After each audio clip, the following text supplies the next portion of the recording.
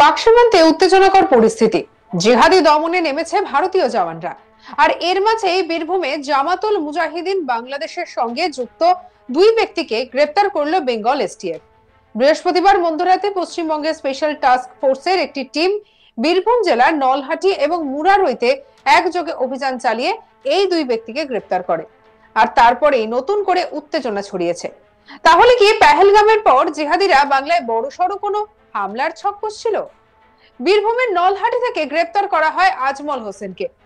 আজমলের বয়স 28 বছর। অন্যদিকে সাহেব আলী খানকে গ্রেপ্তার করা হয় মুরারইয়ে।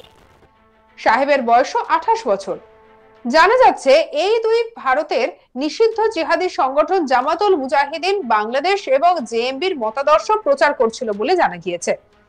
ধৃতরা এমন একটি মডিউলের অংশ যারা এনক্রিপ্ট করা আধুনিক মাধ্যম ব্যবহার করে রাষ্ট্রদ্রোহী এবং জেহাদি প্রচারে নিয়োজিত এবং ভারতের সার্বভৌমত্ব ও অখণ্ডতার প্রতি ক্ষতিকর কর্মকাণ্ড সংগঠিত করার জন্য নির্দিষ্ট ব্যক্তি ও স্থানকে লক্ষ্যবস্তু করার পরিকল্পনা করেছিল। তারা ভারত সরকারের বিরুদ্ধে যুদ্ধ শুরু করার লক্ষ্যে মুসলিম যুবকদের জিহাদি সংগঠনে যোগদান এবং তাদের মৌলবাদী করার জন্য নিয়োগ ও অনুপ্রাণিত করার কাজে নিয়োজিত ছিল। এই দুজনকে ভারতে নিষিদ্ধ সন্ত্রাসী সংগঠন জামাতুল মুজাহিদিন বাংলাদেশ এবং জেএমবির মতাদর্শ প্রচার করতে দেখা গিয়েছে।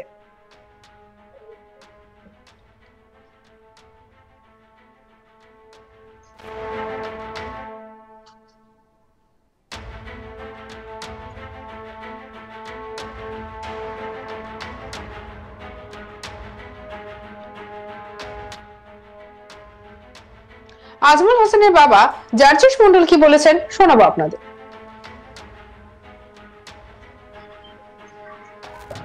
মোটামুটি একটা নাগাদ কি বললো কি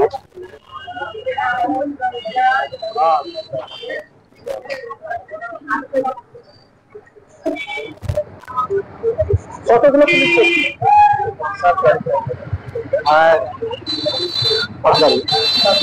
বললো কি প্রথমত পুরো বাড়িটাকে ঘিরে নিলেন। ঘিরে নেওয়ার পর আমরা হয়তো বললাম যে লোন তুলেছেন 12 লাখ। এটা আমরা মনে করছি যে মোটামুটি ওনারা বলছেন যে আমরা পুলিশের লোক, কিন্তু আমরা ই করতে পারছি না। পুলিশের ড্রেস পরে তো অনেকে চিন্তায় হচ্ছে, অনেক জায়গাতে টাকা তুলেছেন 12 লাখ, ওটা হয়তো অবগত হয়ে গেছে অনেকে। সেই জন্য আমরা খুঁজছি না। পুলিশ দরজা ভেঙে মোটামুটি ঢুকে এবার আমরা থেকে ই করে ছেলেটা পালিয়ে যাচ্ছিল, ধরে নিয়ে আসার পর জেরা করতে শুরু করেন।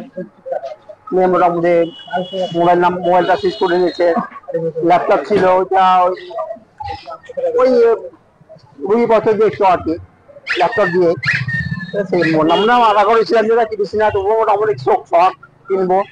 ওটা দিয়ে মোটামুটি 2 বছর দিয়ে একটু ল্যাপটপ দিয়ে ওটাও নিয়ে চলে এসছেন। বইপত্র পেয়েছে? হ্যাঁ, ওই যে বললাম ওই বইপত্র, বাংলাদেশের বই যেগুলো মোটামুটি সেগুলো সব নামাজ শিক্ষা, তারপরে হাদিস কোরআনের ইসলামিক বই, অন্য কোনো বই নয়। এগুলো দেশদ্রোহী আশা করি নয়। কোথায় পেলো বইগুলো? ছেলে যেখানে থাকে, যে রুমে থাকে সেই রুম থেকে পেলো। আপনার ছেলে কোথায় পেল? হ্যাঁ, আপনার ছেলে কোথায় পেল?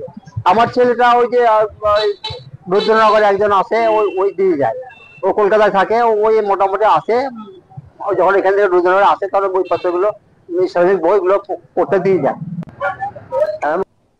গ্রেপ্তার হওয়া আজমল হোসেন এর আগেও জিহাদি কার্যকলাপে বাংলাদেশ ভূখণ্ডে প্রবেশের চেষ্টা করেছিল এবং উপমহাদেশের অন্যান্য অংশে তার সংযোগ রয়েছে।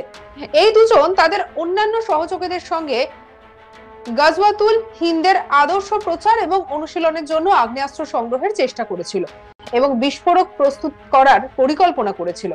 শুক্রবার তাদের বীরভূমের রামপুর হাটের এলডি এসিজেএম আদালতে হাজির করা হয়। বিস্তারিত জিজ্ঞাসাবাদ এবং মডিউলের অন্যান্য বিষয়গুলি খুঁজে বার করার জন্য পুলিশ হেফাজতের আবেদন করা হয়েছে। চলুন শুনে নিই এই বিষয় নিয়ে আমাদের কলিগ শান্তনু হাজরার প্রতিবেদন। পাকিস্তানের যে অশান্তি একটি পরিবেশ রয়েছে, আর সেই মাঝে বাংলার বুকে অর্থাৎ বীরভূমের 2 এলাকা থেকে গ্রেপ্তার হলো জেএমবি সন্দেহভাজন 2 জঙ্গি। একজন হচ্ছে আজমল হোসেন আর একজন হচ্ছে সাহেব আলী খান। রাজ্যের যে এসটিএফ রয়েছে, স্পেশাল টাস্ক ফোর্স, সেই স্পেশাল টাস্ক ফোর্স কিন্তু রীতিমতোই 8-9 এই 2 তারিখে গভীর রাতে হানা দেয় এবং বিভিন্ন তল্লাশি চালানোর পর নলহাটি এলাকা থেকে কিন্তু গ্রেপ্তার হয় একজন ও মুরারুই থানার এলাকা থেকে গ্রেপ্তার হয় একজন। তাদের কাছে সূত্র মারফত খবর যে এই দুজন মহিলাদের মগজ ধোলাই করে যুদ্ধের জন্য তৈরি করা অস্ত্র লুট করা এবং ভারতবর্ষে বিস্ফোরণ ঘটানোর এক ধরনের পরিকল্পনা চালাচ্ছিল, এমনই সন্দেহ তাদেরকে কিন্তু গ্রেপ্তার করা হয়েছে। এই মুহূর্তে কিন্তু রামপুরহাট আদালতে 2 অভিযুক্তকে কিন্তু তোলা হয়েছে এবং এসটিএফের তরফ থেকে এই দুজনকে কিন্তু 14 দিনের পুলিশ হেফাজত চাওয়া হয়েছে। একদিকে ভারত পাকিস্তানের সংঘাত আর অন্যদিকে বাংলার বুক থেকে গ্রেপ্তার হচ্ছে জেএমবির সন্দেহভাজন 2 জঙ্গি। আর এই নিয়ে কিন্তু এলাকায় বেশ তীব্র চাঞ্চল্যকর পরিবেশ তৈরি হয়েছে। দেশের ভিতরেও যদি এই ধরনের গুপ্ত জঙ্গি সংগঠনের নেতা বা জঙ্গি সংগঠনের সদস্যরা যদি সক্রিয় হয়, দেশের ভিতরেও কিন্তু ক্ষতিগ্রস্ত হতে পারে। তা নিয়ে কিন্তু প্রশ্ন উঠছে দেশের নিরাপত্তা নিয়েও। রীতিমতো এসটিএফ কিন্তু তীব্র তৎপরতার সাথে 2 জঙ্গিকে গ্রেপ্তার করেছে এবং গ্রেপ্তার করার পর আদালতে পেশ করা হয়েছে এবং পেশ করার সাথে সাথে তাদের এই 2 জনকে কিন্তু আজমাল হোসেন ও সাহেব আলী খানকে 14 দিনের পুলিশ হেফাজতে এসটিএফ তাদের নিজেদের হেফাজতে চাওয়া হয়েছে।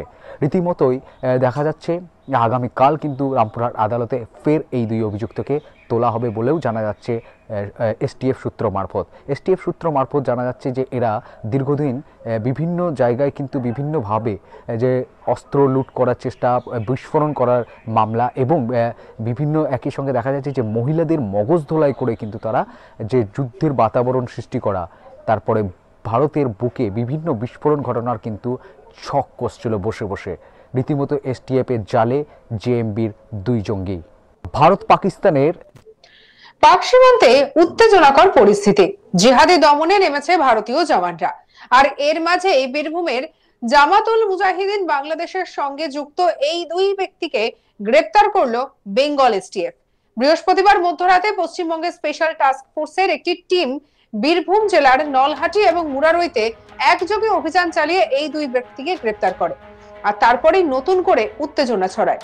তাহলে কি পেহেলগামের পর জিহাদিরা বাংলায় বড়সড় কোনো হামলার ছক কষছিল? বীরভূমের নলহাটি থেকে গ্রেপ্তার করা হয় আজমল হোসেনকে। আজমলের বয়স 28 বছর। অন্যদিকে সাহেব আলী খানকে গ্রেপ্তার করা হয় মুরারইতে।